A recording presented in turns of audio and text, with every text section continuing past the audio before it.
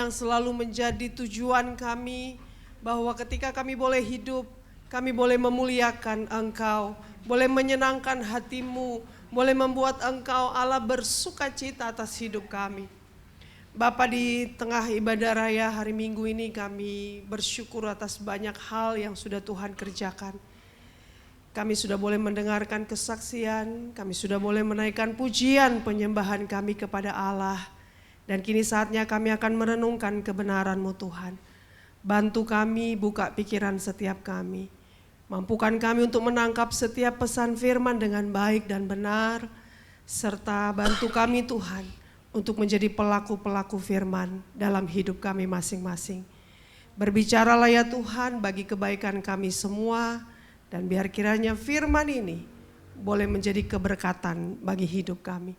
Dalam nama Yesus kami sambut firman-Mu. Haleluya. Sama-sama kita berkata amin. Silakan duduk Bapak Ibu Saudara. Shalom. Ya, puji nama Tuhan, saya boleh bersyukur ya bisa berada lagi di tengah-tengah keluarga besar GBI Jatinegara. Dan boleh membagi sukacita firman. Dan hari ini saya ditemani dengan Ayang Bebeb, ya, suami saya. Ya Bapak Ibu Saudara,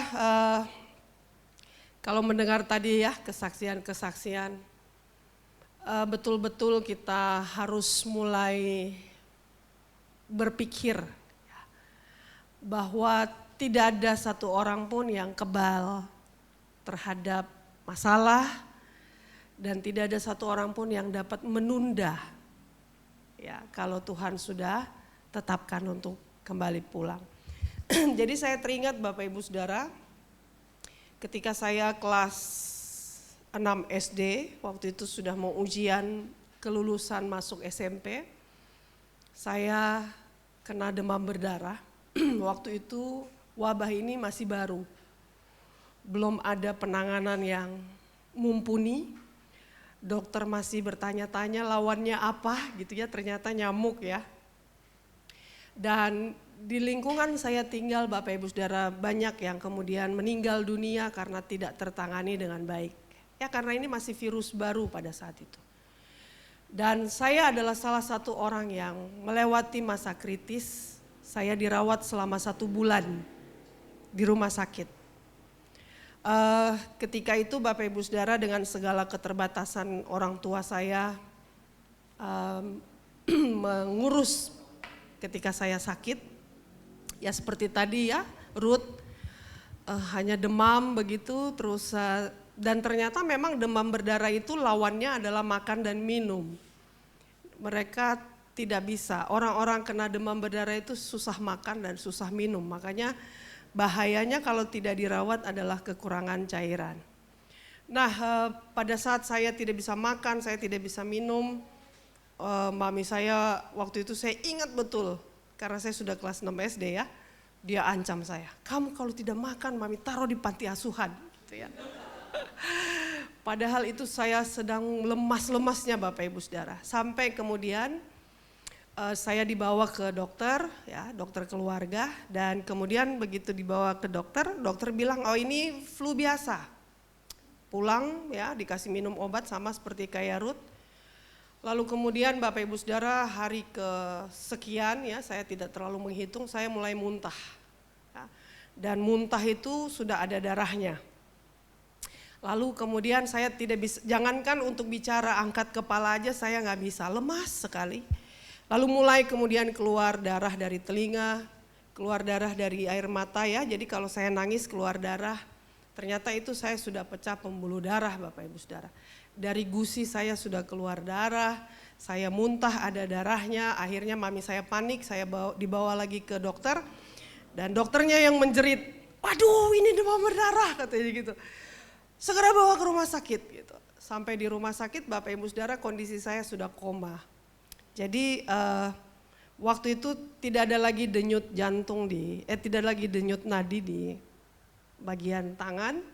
Lalu kemudian saya dengar samar-samar Bapak Ibu Saudara, jadi itu gini, saya mendengarnya semuanya jauh. Kayak cuman gitu ya, kayak orang ngomong tapi jauh padahal di deket-deket saya gitu. Saya sudah ada di alam-alam antara gitu ya. Lalu kemudian dokter bilang ini tidak bisa diinfus di tangan, dibor di kaki. Saya ingat betul. Untuk cari denyut nadi dibor di kaki. Jadi waktu lagi persiapan mau dibor, mami saya jerit. Mami saya berteriak, dokter tolong anak saya gitu. Karena ini udah penuh darah ya, udah keluar semua. Dan dokter bilang, ya ibu banyak berdoa aja, mujizat Tuhan saja yang kita harapkan katanya. Jadi begitu mau dibor, ternyata ada suster yang masih terus berusaha ya. Dia pump begini ya, saya punya denyut nadi itu dia gini-giniin. Pas dia rasa ada, dia berteriak, dok dapat katanya. Langsung cepet-cepet disuntikan infusnya itu dalam waktu 1 jam sudah 6 botol. Ya, karena saya habis cairan betul-betul. Dan tahu Bapak Ibu Saudara hasil pemeriksaan darah saya, trombosit saya tinggal 12.000. Dan 1 bulan saya harus dirawat di rumah sakit. Saya ujian di rumah sakit, karena itu mau lulusan kan. Saya ujian di rumah sakit, terus 1 bulan bed rest tidak bisa bangun. Nah pada saat ada momen-momen di mana saya capek kali ya bed rest, saya bilang sama mami saya, aku mau berdiri. Aku mau jalan-jalan dekat-dekat sini. Saya pingsan Bapak Ibu Saudara. Jadi memang gak boleh beraktivitas berat. Jadi saya berdiri ternyata pingsan dan akhirnya dokter bilang, saya sudah bilang ya ibu ya, tidak boleh anaknya bahaya gitu. Mami saya dimarahin padahal itu saya yang minta. Saya selamat Bapak Ibu Saudara. Jadi di beberapa ruangan di lorong itu pasien DB semua. Yang selamat cuman saya dengan di ruangan saya ini. Jadi ada 2 kami yang selamat, yang lainnya meninggal. Dan kami bikin ucapan syukur. Ya, jadi si anak yang cowok di ruangan sama 1 ruangan itu dia juga selamat, survive. Dia bilang, ibu nanti datang ya kita bikin ucapan syukur buat anak-anak kita karena mereka sembuh. Itu 4 kali Bapak Ibu Saudara saya ada dalam lembah bayang maut. Dan 4-empatnya Tuhan tolong luar biasa gitu ya. Saya mau kasih tahu sama Bapak Ibu Saudara, Tuhan yang pegang hidup kita. Amin. Baik, kita akan belajar tentang satu kebenaran firman Tuhan. Saya beri judul khotbah saya hari ini adalah Providensia Allah. Providensia Allah dan sebenarnya ketidakberdayaan kita. Ya. Bapak Ibu Saudara, tidak ada satu manusia pun yang sanggup pegang hidupnya. Gak ada. Betul-betul semua dari Allah. Maka dengan demikian Bapak Ibu Saudara, kita yang menyadari bahwa hidup kita ini karena dari Allah, suka atau tidak suka, mau atau tidak mau, hidup kita harus kita beri buat Allah. Karena dari Dia yang provide. Ya, Bapak Ibu Saudara. Oke, kita belajar, mari buka Alkitab kita. 2 Raja-Raja pasal 4 ayat 1 sampai 7. 2 Raja-Raja pasal 4 ayat 1 sampai 7. Kita baca bersama-sama, sudah ada di multimedia kita. Yang bawa Alkitab silakan baca dari Alkitab. Kita baca ayat 1 sampai ayatnya yang ke-7, 1 perikop. Lembaga Alkitab Indonesia memberi judul Minyak Seorang Janda. Saya akan baca, Bapak Ibu Saudara mengikuti dengan terus berdoa, Tuhan akan berikan kita pewahyuan, penyingkapan. Demikian firman Tuhan. Salah seorang dari istri-istri para nabi mengadukan halnya kepada Elisa sambil berseru, hambamu suamiku sudah mati. Dan engkau ini tahu bahwa hambamu ini takut akan Tuhan. Tetapi sekarang penagih hutang sudah datang untuk mengambil kedua orang anakku menjadi budaknya. Kita belajar dulu ayat pertama. Bapak Ibu Saudara, ikut Tuhan, taat Tuhan, dengar-dengaran dengan Tuhan, melakukan firman Tuhan, tidak berarti kita tidak ada problem. Ya, itu dulu kita garis bawahi. Jangan sampai Bapak Ibu Saudara banyak kecewa sama Tuhan, kok aku udah habis-habisan buat Tuhan. Perasaan masalah juga habis-habisan menghajar saya. Ini sudah dibilang ya, salah seorang dari istri-istri para nabi mengadukan halnya kepada Elisa sambil berseru. Ini istri nabi loh. istri Nabi yang suaminya meninggal. Lalu kemudian di dalam kejandaannya, Bapak Ibu Saudara belajar dari Alkitab, dia malah justru didatangi penagih hutang. Dengan ancaman kalau si janda tidak bisa menyelesaikan hutang, maka anak-anaknya akan diambil jadi budak. Bapak Ibu Saudara, ini Nabi loh. Penyambung lidah Allah loh. Suaminya ini pengabdi Allah. Taat kata dia kan, coba perhatikan. Hambamu suamiku sudah mati. Dan engkau ini tahu bahwa hambamu itu apa? Takut akan Tuhan. Tetapi sekarang penagih hutang sudah datang untuk mengambil kedua orang anakku menjadi budaknya. Enggak mudah Bapak Ibu Saudara. Tidak mudah. Waduh, ini biasa ibu-ibu janda kekhawatiran terbesar ketika pasangannya atau suaminya meninggal adalah bagaimana melanjutkan hidup. Dia diwariskan oleh suami 2 orang anak yang kemudian terancam akan diambil menjadi budak karena utang. Kita lanjut ayat 2. Jawab Elisa kepadanya, apakah yang dapat kuperbuat bagimu? Beritahukanlah kepadaku apa-apa yang kau punya di rumah. Berkatalah perempuan itu, hambamu ini tidak punya sesuatu apapun di rumah kecuali sebuah buli-buli berisi minyak. Bapak Ibu Saudara, ada yang pernah bilang begini, emang ya kalau jadi hamba Tuhan kadang-kadang gak punya apa-apa. Ya Nabi loh ini, keluarga Nabi loh ini, gak punya apa-apa. Ya lanjut ayat 3. Lalu berkatalah Elisa, pergilah, mintalah bejana-bejana dari luar, daripada segala tetanggamu, bejana-bejana kosong, tetapi jangan terlalu sedikit. Kemudian masuklah, tutuplah pintu sesudah engkau dan anak-anakmu masuk. Lalu tuanglah minyak itu ke dalam segala bejana. Mana yang penuh, angkatlah. Pergilah perempuan itu daripadanya, ditutup nyala pintu sesudah ia dan anak-anaknya masuk. Dan anak-anaknya mendekatkan bejana-bejana kepadanya, sedangkan ia terus menuang. Ayat 6. Ketika bejana-bejana itu sudah penuh, berkatalah perempuan itu kepada anaknya, dekatkanlah kepadaku sebuah bejana lagi. Tetapi jawabnya kepada ibunya, tidak ada lagi bejana. Lalu berhentilah minyak itu mengalir. Kemudian pergilah perempuan itu memberitahukan kepada abdi Allah, yaitu Elisa. Dan orang ini berkata, pergilah, jualah minyak itu, bayarlah hutangmu dan hiduplah dari lebihnya engkau serta anak-anakmu. Amin. Sedemikian jauh pembacaan firman Tuhan bagi kita hari ini. Yang membaca, merenungkan dan melakukan firman adalah orang yang disebut berbahagia. Bapak Ibu Saudara, dalam hidup ini kita semua pernah menghadapi situasi-situasi di mana kita merasa tidak berdaya. Masalah datang bertubi-tubi, kebutuhan hidup mendesak, dan jalan keluar buntu. Di saat seperti itulah Bapak Ibu Saudara, kita sering diingatkan akan satu kebenaran penting. Apa itu? Kita memiliki Allah yang hidup. Bapak Ibu Saudara, kalau kita dalam perjalanan hidup ini diperhadapkan dengan sesuatu yang membuat kita kayak gak punya kesanggupan.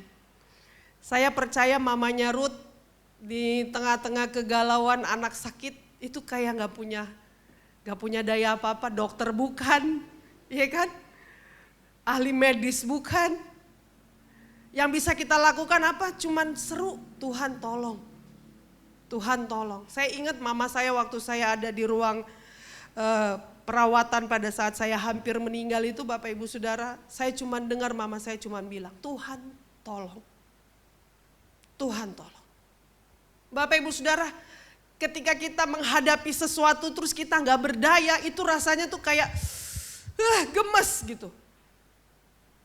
Pengen masalahnya cepat selesai tapi kita gak tahu gimana caranya. Pengen masalahnya cepat selesai tapi kita harus lewati prosesnya. Nah lewati proses ini yang gak enak Bapak Ibu. Banyak orang Kristen gak suka proses. Ya kan? lapar tinggal doa dapat makan. Kayak gampang banget gitu.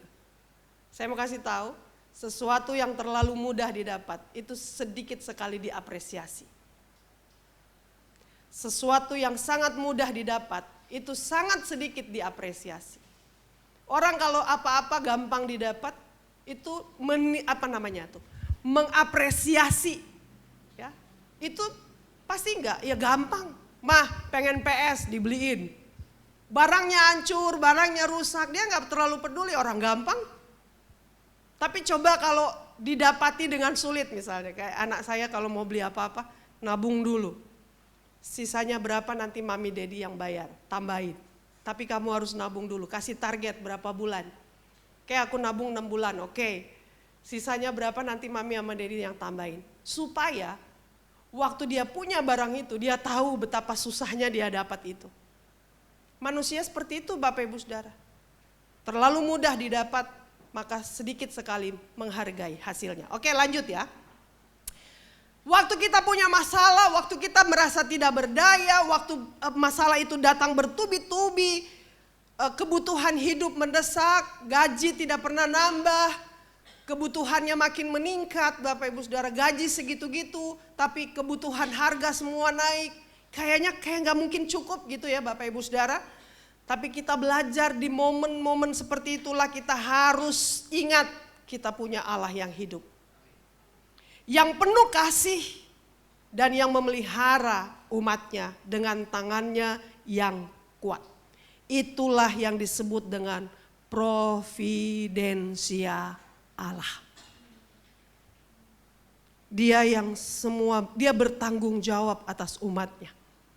Dia bertanggung jawab atas hidup saudara dan saya. Bapak Ibu, saya melatih doa saya bertahun-tahun yang lalu ya.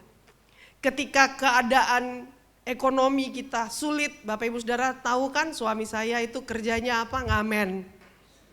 Ya, nyanyi, dipanggil sana, dipanggil sini. Kalau nggak nyanyi nggak ada duit. Ya. Nyanyi itu adalah pekerjaannya. Jadi kalau dia nggak diundang nyanyi, maka kami yakin bahwa itu tidak ada pemasukan. Bisa nggak di cancel pengeluaran? Nggak bisa kan? Masuk nggak ada, keluar tetap wajib. Nah Bapak Ibu Saudara, di momen-momen seperti itu, apalagi waktu COVID 3 tahun sama sekali tidak ada nyanyi Bapak Ibu. Saya cuma ngomong sama Tuhan. Saya nggak minta apa-apa, saya cuma ingatkan beliau. Saya bilang, Tuhan, kan Tuhan yang punya hidup kami. Tuhan yang tahu caranya pelihara kami. Udah. Habis itu saya bilang sama suami saya, kita jalani deh. Gak usah kepikiran, gak usah stres, gak usah mikir tentang ini, tentang itu. Tuhan penyedia. Ya. Dan Bapak Ibu Saudara, di tengah-tengah COVID begitu, dua-dua anak saya harus menyelesaikan kuliah. Bayar kuliah UPH, tahu kan UPH ya? Uang papa habis ya. 2 loh, bareng lulusnya. Jadi karena anak saya yang cewek 97 Januari, anak saya yang cowok 98 Juli. Ya, jadi mereka bareng selesainya. Itu nggak ada duit sama sekali Bapak Ibu Saudara. Anak saya langsung bilang, Mam, kami harus bayar ini toh untuk keperluan wisuda. 1 orang anak waktu itu kira-kira habis 30-an ya, Det. 35 ya, 1 anak. 2 anak berarti 70. Ada nyanyi? Nggak ada. Tabungan dipakai terus menyusut. Terus akhirnya dengan segala ucapan syukur, saya bilang sama suami, yuk barang-barang peninggalan bersejarah zaman kamu masih nyanyi sana sini, jual. Ya. Dia punya emas Bapak Ibu Saudara, kami bawa, kami jual, saya bawa anak-anak saya supaya mereka lihat bahwa perjuangan orang tua untuk mereka mendapatkan ilmu itu nggak mudah, gitu ya. Akhirnya ayo Kak, nangis sih anak-anak saya. Ya ampun, Dedi sampai harus begitu, nggak apa-apa. Ya kan, Tuhan kasih kita berkat di zaman dulu untuk kita pakai di zaman sekarang. Nah, singkat cerita Bapak Ibu Saudara, akhirnya puji Tuhan anak-anak saya boleh wisuda, boleh selesai sekolah dan sekarang mereka sudah bekerja dalam lingkup pekerjaan mereka masing-masing. Kalau ingat-ingat itu Bapak Ibu Saudara, kayaknya gak mungkin. Tapi dengar baik, Allah penyedia segala sesuatu. Ekspektasi kita aja yang kadang-kadang membuat kita sulit melihat mujizat Tuhan. Ya, providensia berarti Allah menyediakan. Tidak cuma itu, Allah juga menopang. Bapak Ibu Saudara tahu menopang ini? Ini kalau nggak ada topangannya ambruk. Ini harus ada. Inilah Allah kita. Ya, saya analogikan ini Allah yang menopang. Jadi waktu kita melewati musim-musim yang gelap, Tuhan beri kekuatan. Kita kayak udah mau ambruk, Tuhan bilang, sini sandaran di sini, sini sandaran. Sini sandar sama Daddy J. Ya. Saya selalu tidak pernah memandang Tuhan Yesus tuh kayak Tuhan yang sulit banget gitu, enggak. Dia sangat dekat. Jadi dia selalu, sini berdiri, kamu udah gak kuat berdiri, ayo senderan. Tuhan topang kita dengan kekuatannya yang luar biasa. Apalagi Bapak Ibu Saudara, dia memerintah seluruh ciptaannya. Ya, termasuk hidup kita yang tampaknya biasa-biasa saja. Ternyata di dalam Tuhan kita punya sesuatu yang luar biasa. Kisah janda dalam 2 Raja-Raja 4 ayat 1-7 adalah gambaran nyata dari karya Allah dalam ketidakberdayaan manusia. Mari kita belajar beberapa hal, kita cepat saja. Nanti saya sudah ngomong sama Pak Gembala, saya habis pemberitaan firman ini saya izin pamit. Karena yang pertama gereja kami ulang tahun Pak, yang ke-13 tahun. Jadi saya harus kembali ke Bekasi dulu menghadiri ulang tahun, habis itu saya harus kembali pulang ke Sentul karena papa saya sedang dirawat di rumah sakit, gak ada yang temenin gitu ya. Oke, kita belajar yang pertama. Cara Tuhan memelihara, memberkati, mengerjakan perbuatan-perbuatan yang hebat adalah dengan berkolaborasi dengan saudara dan saya. Coba kita perhatikan ayat firman. Yang pertama dimulai dengan apa yang telah Allah berikan. Bapak Ibu Saudara, saya mau kasih tahu, bohong kalau orang bilang kita itu sama sekali nggak punya apa-apa. Enggak, janda itu juga dalam segala ketidakpunyaannya dia masih punya apa? Minyak. Jadi sebenarnya Bapak Ibu Saudara dan saya itu tidak betul-betul tidak punya apa-apa. Bahkan talenta firman Tuhan ingatkan, paling tidak satu orang itu ada satu. Jadi tidak mungkin Bapak Ibu Saudara orang sama sekali zero gitu gak ada. Pasti ada. Nah, Elisa bertanya begini. Beritahukanlah kepadaku apa-apa yang kau punya di rumah. Coba perhatikan ayat 2. Ya, jawab Elisa kepadanya. Apakah yang dapat kuperbuat bagimu? Beritahukanlah kepadaku apa-apa yang kau punya di rumah.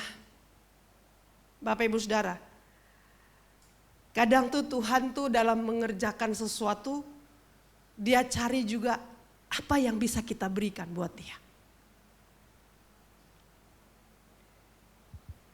Ketika janda itu datang kepada Elisa dalam kepedihan dan keputusasaan karena terancam kehilangan 2 anak, Elisa tidak langsung bilang begini, oke, saya langsung lunaskan saja, berapa utangnya, berapa? Enggak. Elisa enggak seperti itu Bapak Ibu Saudara. Dia tidak langsung menawarkan bantuan materi atau solusi instan. Elisa malah bertanya, apa yang kau punya di rumah, Say? Jawabnya tampak menyedihkan memang. Hambamu ini tidak punya sesuatu apapun di rumah kecuali sebuah buli-buli berisi minyak. Bapak Ibu Saudara mau tahu buli-buli itu ukurannya nggak besar, kecil. Ada buli-buli yang besar kayak tempat tempayan begitu, disebutnya tempayan, tapi ada buli-buli minyak yang buat lampu, itu kecil. Bapak Ibu Saudara, sesuatu yang kecil, sesuatu yang sederhana seperti buli-buli yang cuma berisi minyak, barangkali cuma sedikit, tapi di tangan Allah, kecuali itulah yang menjadi titik awal mujizat. Tuhan, aku gak punya apa-apa kecuali hidup aku ini yang aku beri buat Tuhan. Kecuali itu yang Tuhan mau pakai. Kecuali hidupku, kecuali itu yang Tuhan mau berkati. Demikian pula dengan 5 roti dan 2 ikan dalam Markus 6 ayat 38 ya Bapak Ibu Saudara. Tuhan Yesus tidak menciptakan makanan dari udara. Tiba-tiba ada roti. Tiba-tiba ada ikan.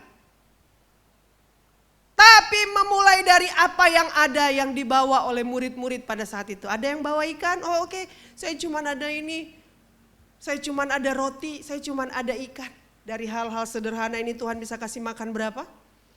5.000. Untung gak ada orang dari Sangir, kampung saya. Kalau gak cukup dibungkus duluan. Ya Bapak Ibu Saudara, perhatikan, ingat baik-baik ya. Jangan suka terkesannya humble, tapi sebenarnya engkau tidak yakin bahwa Tuhan sanggup. Aku nggak punya apa-apa Tuhan, siapalah aku ini. Aku nggak punya apa-apa, aku nggak bisa apa-apa. Dengar baik Bapak Ibu. Dari segala keterbatasan kita ini kalau kita serahkan sama Tuhan, itu jadi luar biasa. Termasuk gereja ini. Saya mau encourage buat Bapak Gembala dan semua orang bekerja di sini. Mungkin kita nggak bisa. Kita kalau bandingkan dengan gereja-gereja lain ya, persembahannya, pakai QRIS Bapak Ibu Saudara, iya kan?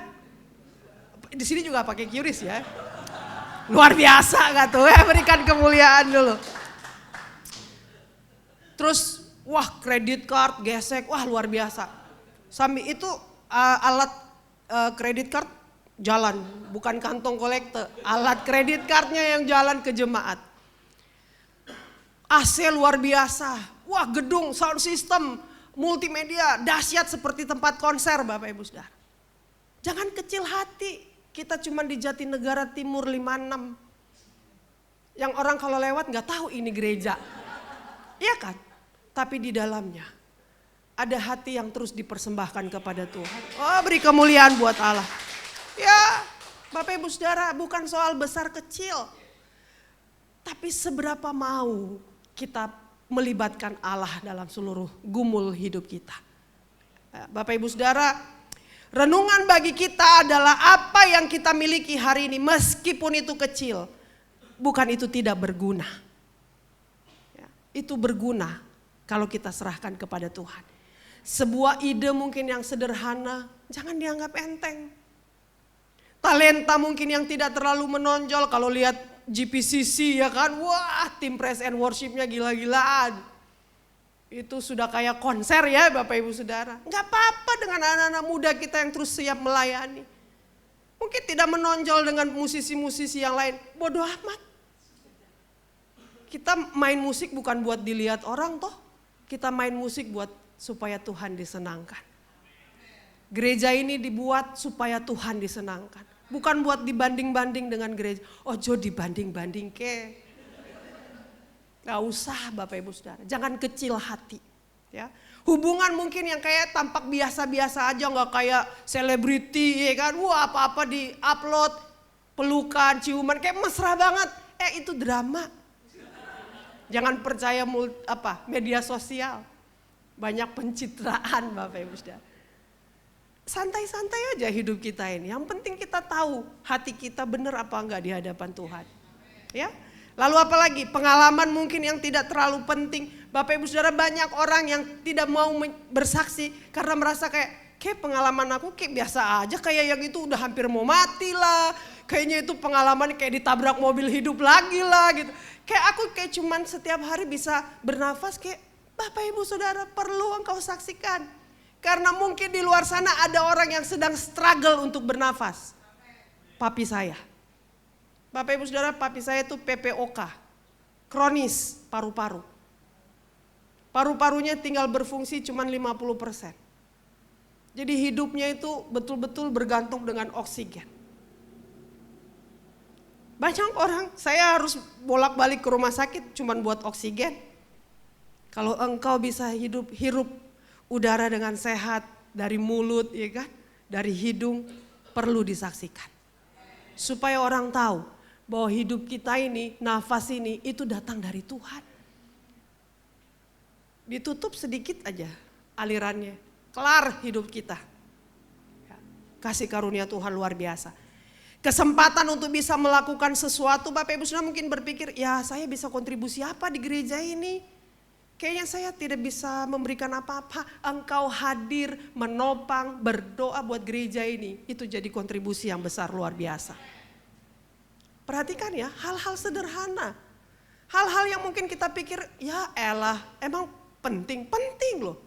Kalau itu memang buat Tuhan. Ya, apalagi pekerjaan walaupun kecil dan sederhana. Jangan suka ngomel, ya ampun Tuhan. Dia kayaknya pakai dasi, duduk di meja, dasinya tuh cakep bet deh.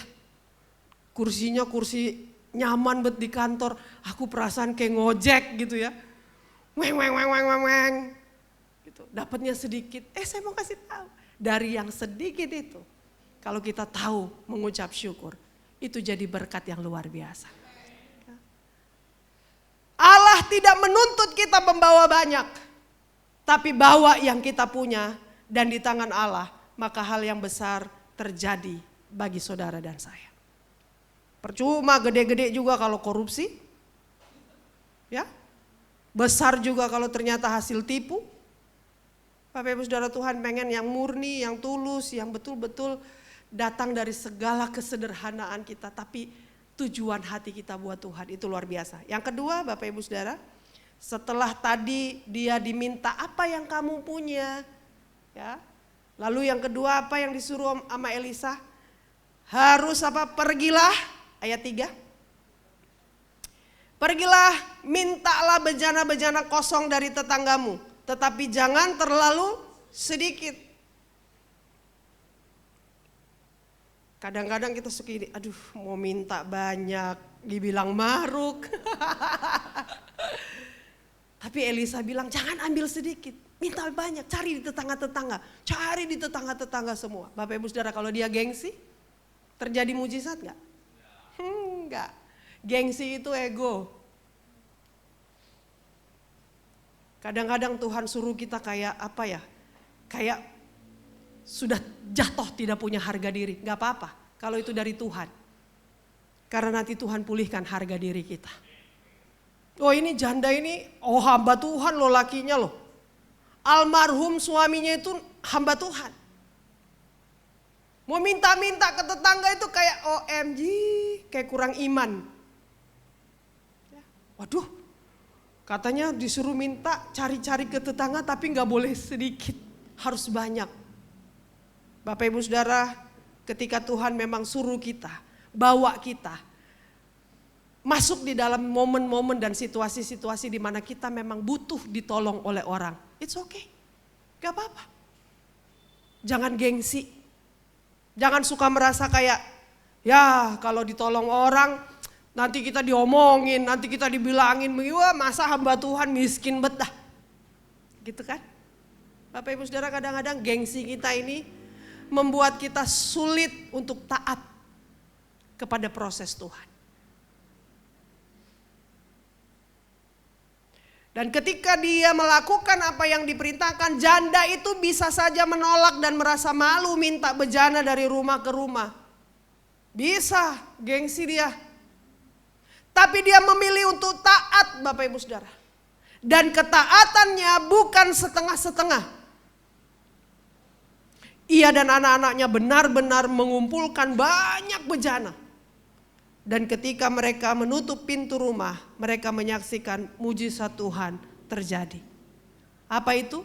Minyak terus mengalir, tidak berhenti sampai kemudian anaknya bilang, tidak ada bejana lagi. Bapak Ibu Saudara, saya suka ingatkan sama anak saya. Mereka dua ini kan musisi ya. Anak saya itu yang pertama komposer. Yang kedua itu sound design. Mereka bekerjanya di bidang musik. Jadi saya nggak tahu ya, mungkin anak zaman sekarang itu cepet banget capek. Baru deh 1-2 kali, aduh capek banget dah, gitu kan. Aduh kayak pengen tidur aja dah, kayak pengen hibernasi aja deh. Gitu kan. Saya bilang sama anak-anak saya, guys, kalau Tuhan mau kasih, itu dia harus menunggu juga kamu bersiap menampung segala yang banyak. Karena kalau kamu tidak siap, bejananya nggak siap, bagaimana mau dicurahkan berkatnya? Yang ada nanti harusnya 50, kamu cuma dapat 2. Kenapa? Karena kamu emang tidak mempersiapkan bejanamu. Di dalam menerima berkat Tuhan, Bapak Ibu Saudara, dia itu pasti kasih. Persoalannya siap nggak? Dia pasti kasih berkat. Itu adalah karakter Allah kita, adalah Allah yang selalu mau memberi yang terbaik. Persoalannya bejananya nggak siap. Banyak kali Bapak Ibu Saudara kita dapati Tuhan mau kasih kita sekian persen, kita cuma dapat sekian persen. Bukan karena Tuhan pelit, bukan karena Tuhan gak bisa berkati kita. Tapi karena kita gak siap terima berkat yang banyak. Maka itu saya bilang sama anak-anak saya, terus perbesar kapasitas kalian. Perbesar bejana-bejana kalian. Supaya ketika waktunya Tuhan curahkan berkat, wah kalian akan bilang wow. Seperti dengan nelayan yang begitu dapat ikan, mereka tidak bisa menampung lagi saking banyaknya. Harus perlu panggil perahu-perahu yang lain untuk bagi-bagi berkat. Ya. Taat itu akan membawa kita kepada keberkatan.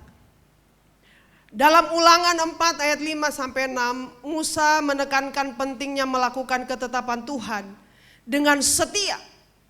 Karena dari situlah kebijaksanaan dan akal budi akan nampak dalam hidup saudara dan saya. Dunia menghormati orang yang hidup di dalam ketaatan. Terkadang Tuhan menyuruh kita melakukan hal-hal yang sederhana. Misalnya apa? Berdoa, memberi, mengampuni, bekerja dengan setia. Tetapi Bapak Ibu Saudara, dari ketaatan sederhana itulah Tuhan membuka jalan-jalan berkatnya. Coba sampaikan kiri kanan, katakan yuk kita taat yuk. Dilihat atuh matanya, kita taat yuk. Memberi motivasi. Yang ketiga, sedikit lagi. Tadi yang pertama memberi apa yang dia punya, yang kedua dia hidup di dalam ketaatan, yang ketiga semua mujizat yang terjadi dalam hidup saudara dan saya termasuk janda ini adalah untuk apa? Kemuliaan Allah.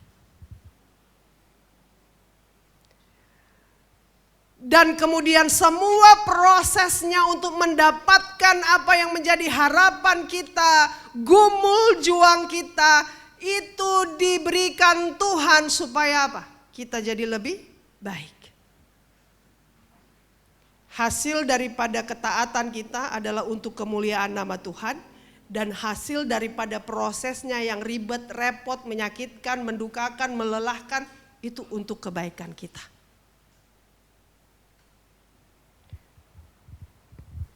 Bisa aja gak sih Elisa bilang begini, oke, sudah semua ya.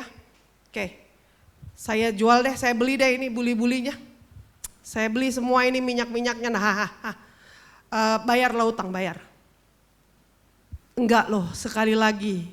Janda dan 2 anak ini harus melakukan satu perbuatan penting. Apa itu? Menjual. Bapak Ibu Saudara, proses mendidik dengan keras itu tujuannya untuk baik.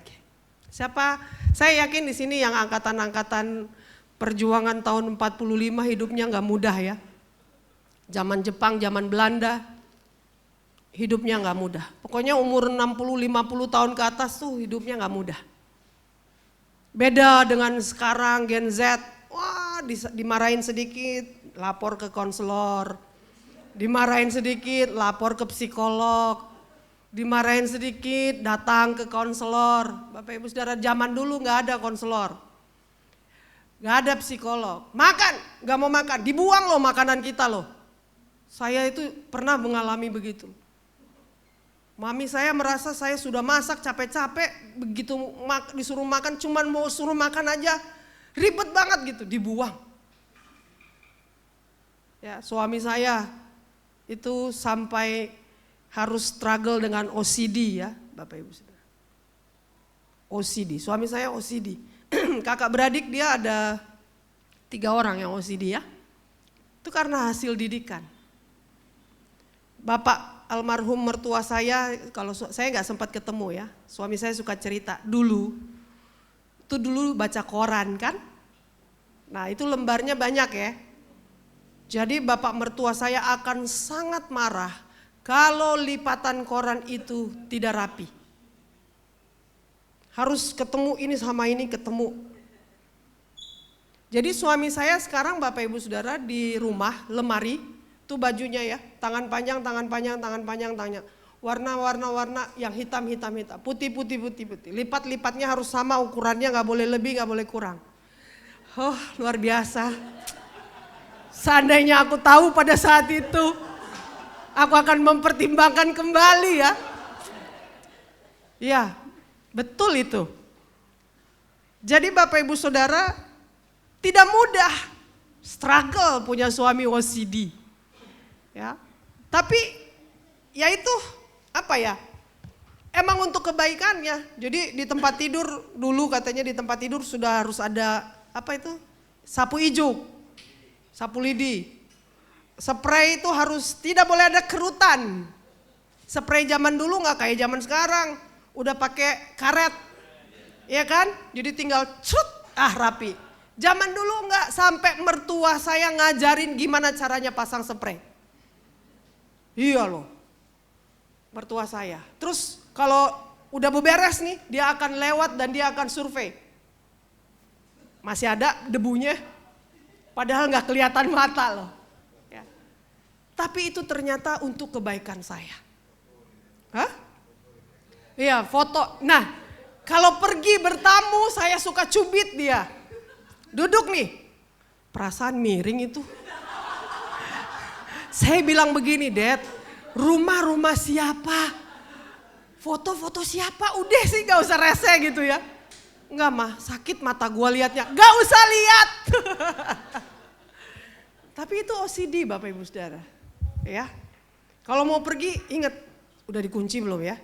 Udah dikunci belum? Bolak-balik akan dipertanyakan. Itu ciri-ciri OCD. Ya, OCD itu macam-macam Bapak Ibu Saudara. Ada yang cuci tangan, selalu harus bersih tangannya.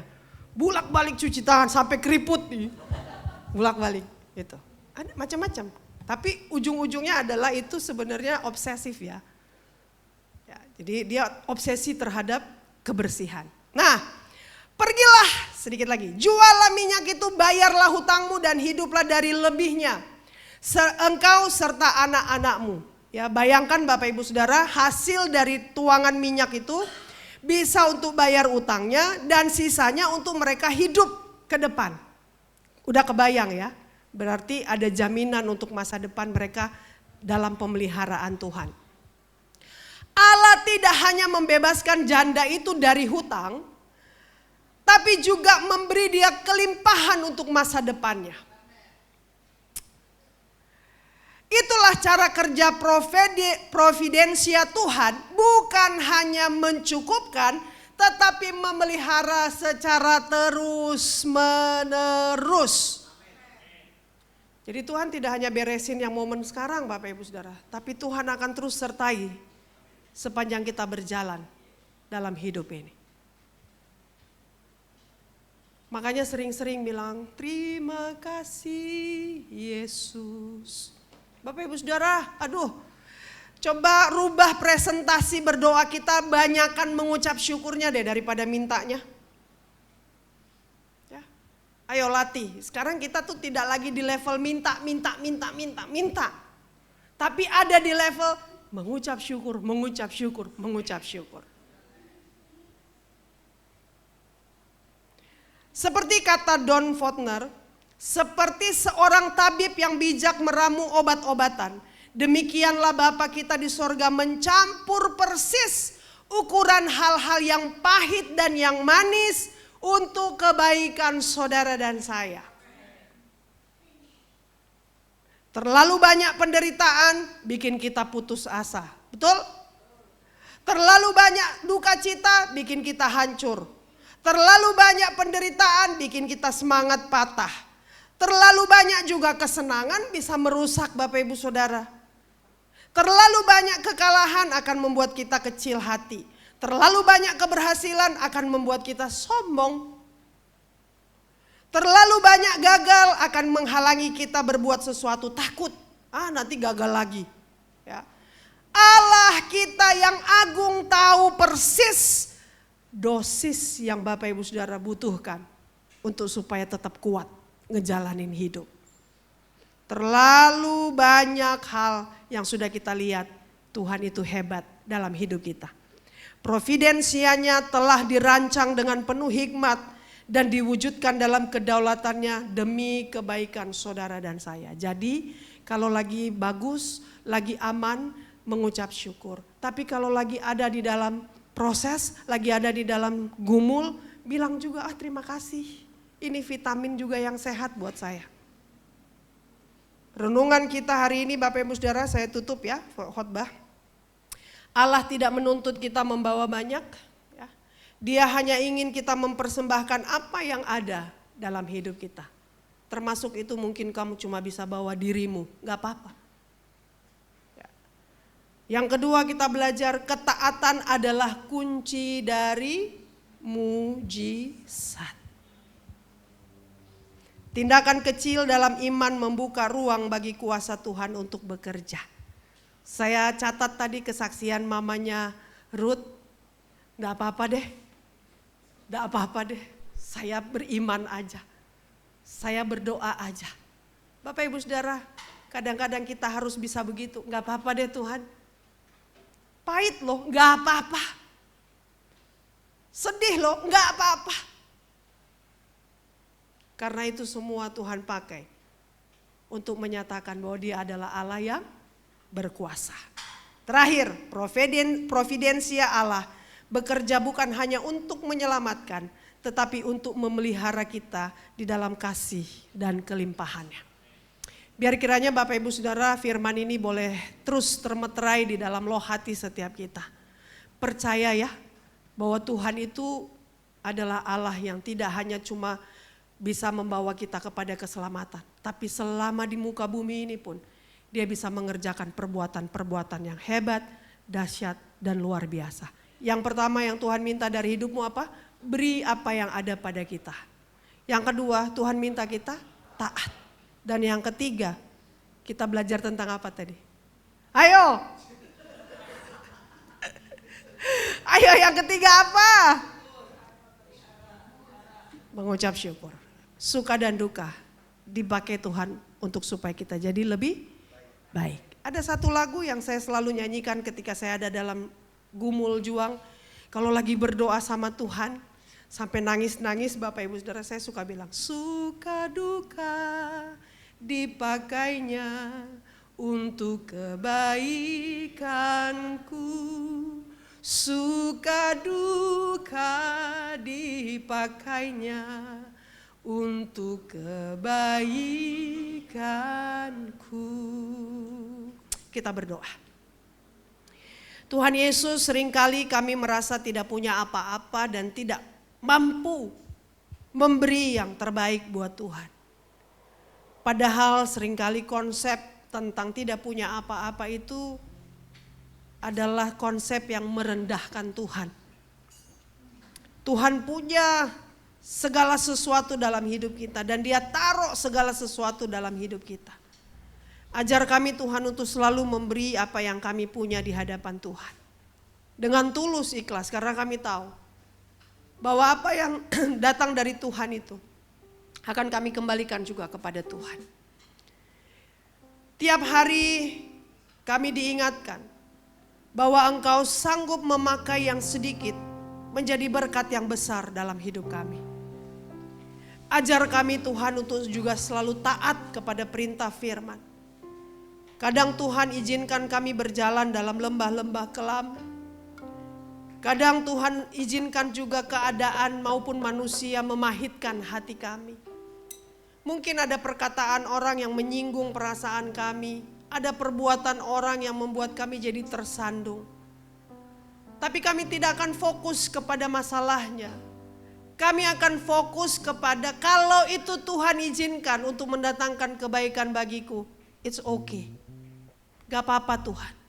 Sepanjang Engkau ada bersama-sama dengan aku. Maka aku kuat melewati semua proses hidup ini. Kami juga Tuhan mau belajar. Percaya penuh kepada penyertaan dan penyediaan Tuhan dalam hidup kami. Kami menyerahkan seluruh kehidupan kami ke dalam tangan-Mu. Di dalam nama Tuhan Yesus, Allah pemelihara hidup kami. Kami sudah berdoa dan mengucap syukur untuk setiap firman yang boleh kami terima hari ini. Terpujilah Engkau Allah kami, Yesus Kristus Tuhan, yang olehnya kami sudah menerima keselamatan kekal. Kami berdoa dan bersyukur. Haleluya. Semua kita yang diberkati Tuhan sama-sama berkata, amin.